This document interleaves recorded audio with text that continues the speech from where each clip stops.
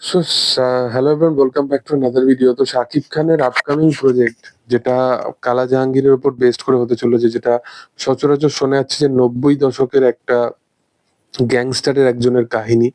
তো মূলত এই ছবিটাতে অনেকগুলো স্টার কাস্টের নাম কিন্তু বারংবার উঠে আসে, যার মধ্যে অন্যতম যে দুটো নাম উঠে আসে সেটা হচ্ছে যে এক হচ্ছে মধুমিতা, এবং অপর একজনের নাম কিন্তু বারবার উঠে আসে, এবং এই নামটা উঠে আসার পর অডিয়েন্স কিন্তু প্রচন্ডভাবে এক্সাইটেড হয়ে যায়, সেটা হচ্ছে মোশাররফ করিম। তো মোশাররফ করিম এবং মধুমিতা সরকার এই দুজনের নাম বারংবার উঠে আসে। বাট এখন যেটা আপডেট উঠে আসছে যে মোশাররফ করিম সে কিন্তু নিজে নাকি জানিয়েছে এই বিষয়টা নিয়ে, যে সে শাকিব খানের আপকামিং এই প্রজেক্টটার কিন্তু কোনোভাবেই পার্ট নয়। মানে তার কাছে কোনোভাবেই কোনো স্ক্রিপ্ট বা কোনো স্টোরি এখনো পর্যন্ত স্টোরি ন্যারেশন কিছুই পৌঁছায়নি।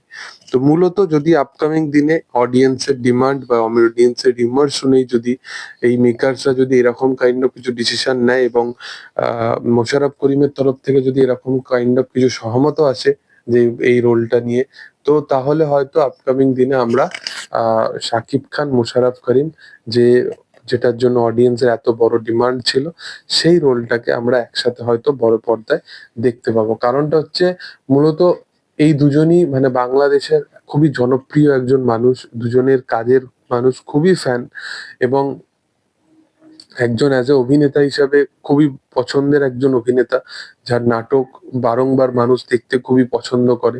এবং আরেকজন হচ্ছে অন্য কাইন্ড অফ একটা স্টার, মানে যে প্রত্যেকটা এখন জিনিস এক্সপ্লোর করতে চাইছে, এবং যেরকমই প্রজেক্ট আনছে সেগুলো অডিয়েন্স সেগুলোকে জায়গা দিচ্ছে।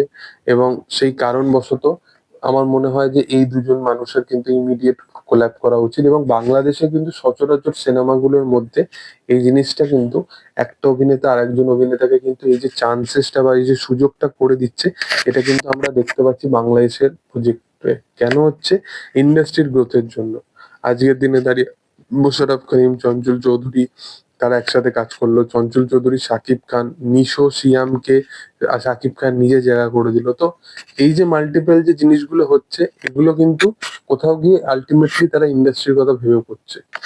দেখার যে সেটা আপকামিং দিনে হয় কিনা। তবে তোমাদের কি বক্তব্য এই বিষয়টা নিয়ে সেটা তোমরা অবশ্যই কমেন্ট সেকশনে জানিও। ভিডিও যদি ভালো লেগে থাকে অবশ্যই লাইক করো, শেয়ার করো, সাবস্ক্রাইব করো চ্যানেলটিকে, এবং পাশে থাকা বেল আইকনটা অবশ্যই প্রেস করে দিও। Thank you all.